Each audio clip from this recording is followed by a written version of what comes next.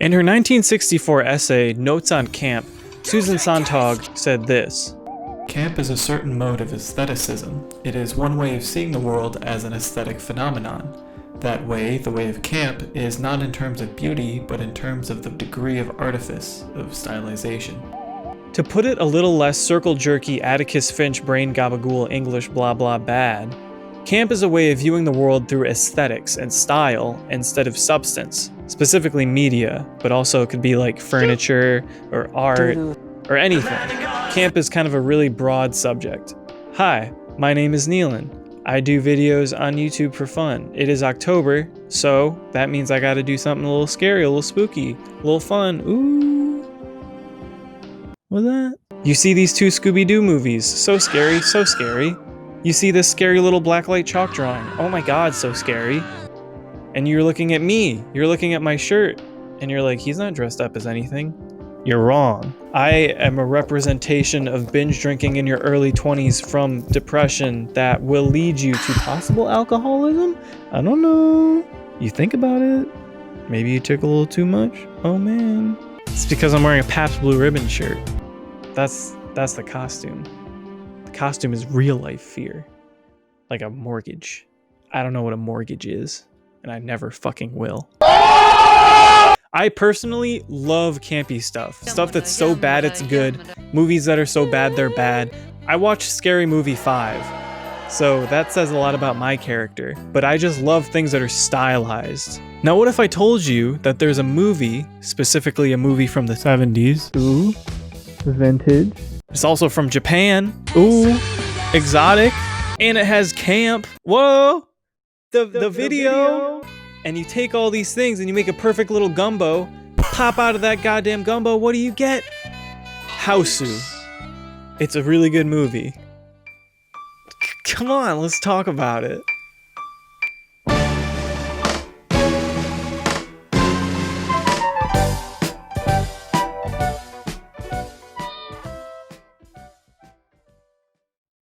Hey, spoiler warning. Not for the plot, but for the visual sequences. They're really cool. Please watch the movie if you're interested before watching the rest of this video.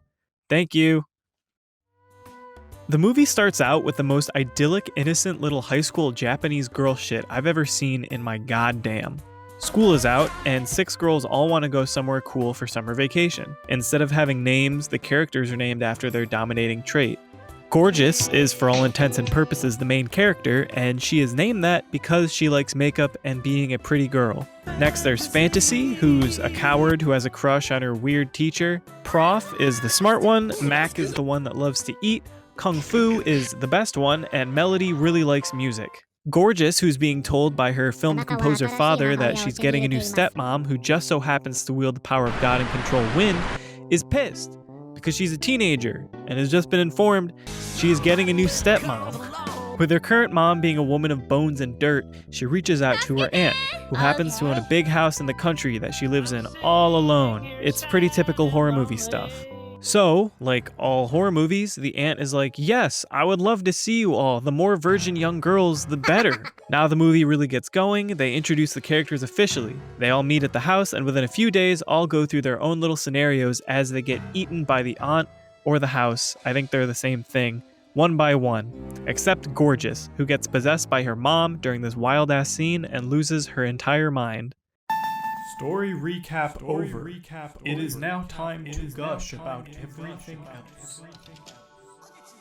Every single scene of this movie has something to look at and something going on that keeps you interested, and when it's not something physically in the scene, it's the editing. For example, every scene in Gorgeous's home is an absolute treat to look at. It has masterfully designed sets, painted backgrounds, and lighting that gives everything a dreamlike quality. This stays really consistent throughout the entire movie as well. This all relates to the concept of camp that I mentioned before because fuck, brother, this movie is that. The depth of the movie isn't in the actual plot or characters, but purely in its aesthetics and style. It's a fully developed concept that's almost purely artificial. There are only a few scenes that are actually filmed outside and not on a set with a painted background. The director, Nobuhiko Obayashi, was well known for his use of experimental techniques in film school and after that, and used them for a number of commercials.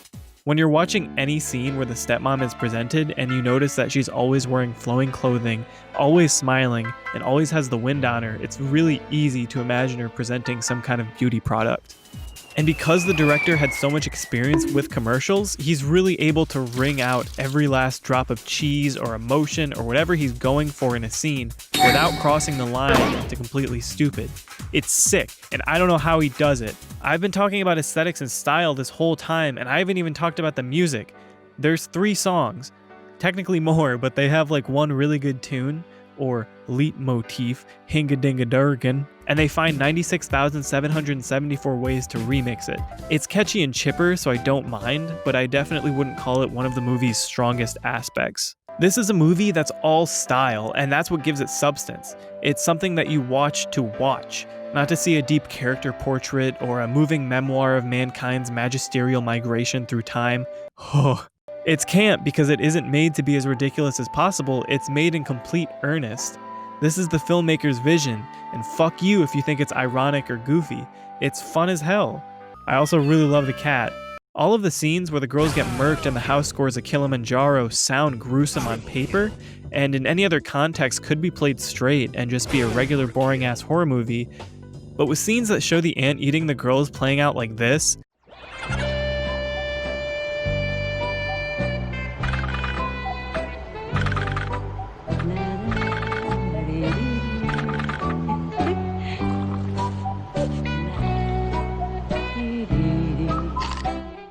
and the girls' deaths being as fun and creative as this.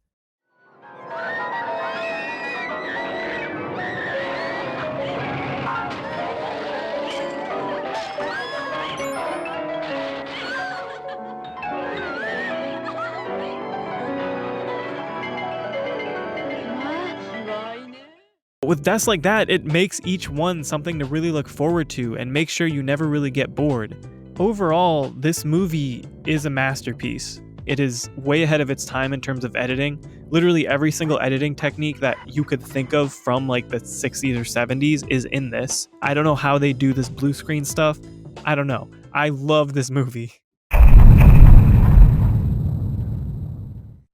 There's so much more I can say about this movie. It is one of the 3 brain creases I have devoted in my head to something, but I cannot really formulate anything meaningful beyond what I've already said.